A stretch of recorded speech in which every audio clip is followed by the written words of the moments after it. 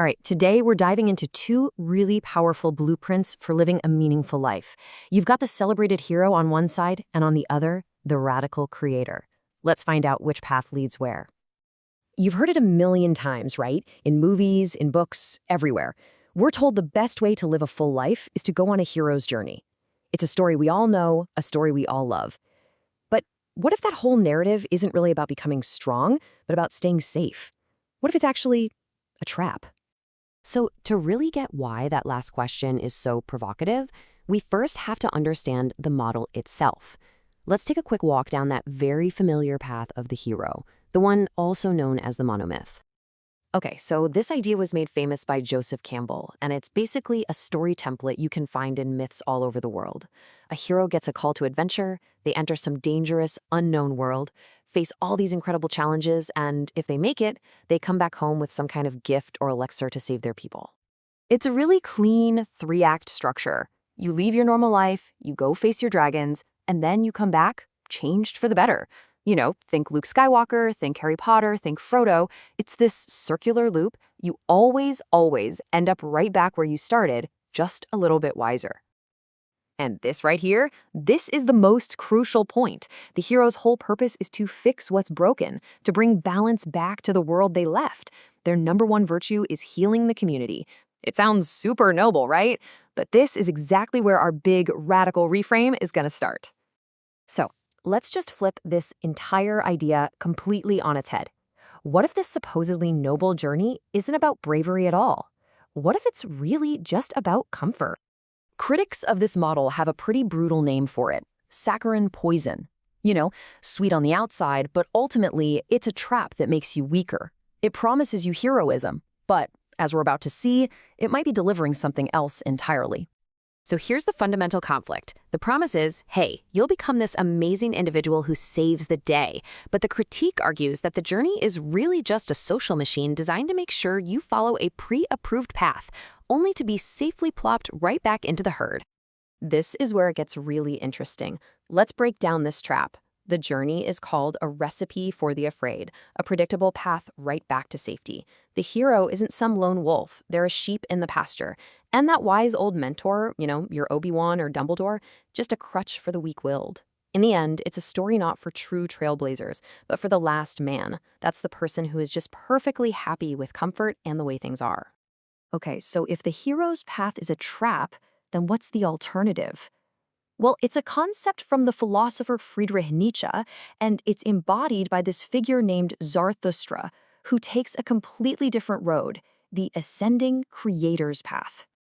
You see, this path isn't a circle, it's a climb. It's not about restoring balance for everybody else. It's about shattering the old rules and creating entirely new values for yourself. This is the path of the true innovator, the artist, the entrepreneur. It's a journey of constant self-overcoming, of always becoming something more. The creator's journey has 4 huge transformations. First, you have to reject the crowd's obsession with comfort and ease. Second, you've got to conquer your own inner pessimism. Third, you defeat that feeling of meaninglessness, nihilism, by forging your own purpose. And finally, the last, ultimate step, you learn to affirm your entire life, the good and the bad, with a resounding yes. But yeah, this path is not for the faint of heart. Unlike the hero who goes out to fight external dragons, the creator's biggest battles are fought against these powerful enemies that live both inside you and all around you. First up, you meet your shadow. This is that little inner voice, the voice of your own complacency, the one that's always tempting you to just take the easy way out. It's that part of you that hates struggle and whispers, just quit, it's not worth it. Next, you run into the soothsayer. Now, this isn't an inner voice, it's an external one. This is the voice of nihilism, the ultimate cynic who preaches that everything you do is meaningless. It's that person who tells you, why even bother? It's all going to turn to dust anyway.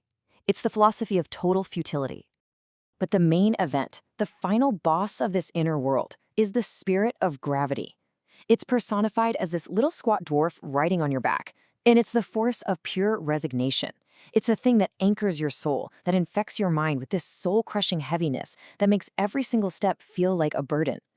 Overcoming this spirit, learning how to fly, that is the central battle of the creator's journey. Now, if you can actually defeat these demons, you reach the summit of your mountain. This is called the Great Midday, the hour of truth.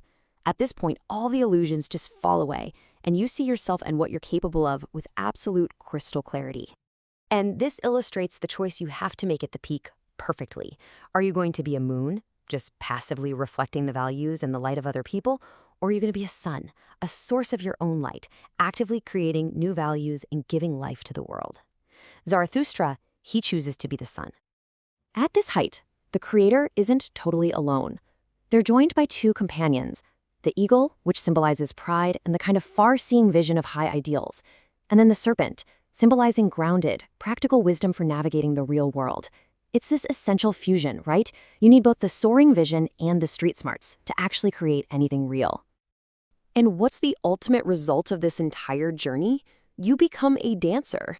You've shed that crushing weight of the spirit of gravity so you can move through life with lightness, with joy, with laughter. You become a yay-sayer, someone who can affirm their entire existence and just embrace creative freedom, totally unburdened by regret or fear. So let's bring it all together for one last look, the final showdown. Are you a healer who restores or a creator who builds something brand new? Two paths, two completely different destinies. Let's just look at them side by side. The hero's goal, restore balance. The creators, create new values. The hero's path is a circle back to the community. The creators is a constant state of becoming. The hero's highest virtue is healing others. The creators is self-mastery. And the result? The hero returns to the herd, while the creator becomes what Nietzsche called an Übermensch.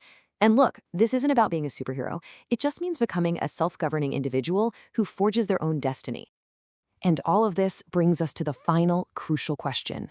In a world that's facing some pretty unprecedented challenges, which path is more valuable? Do we need more heroes to put things back the way they were? Or do we need more creators who are brave enough to shatter the old ways and build something we've never seen before? The story we choose to follow might just define our entire future.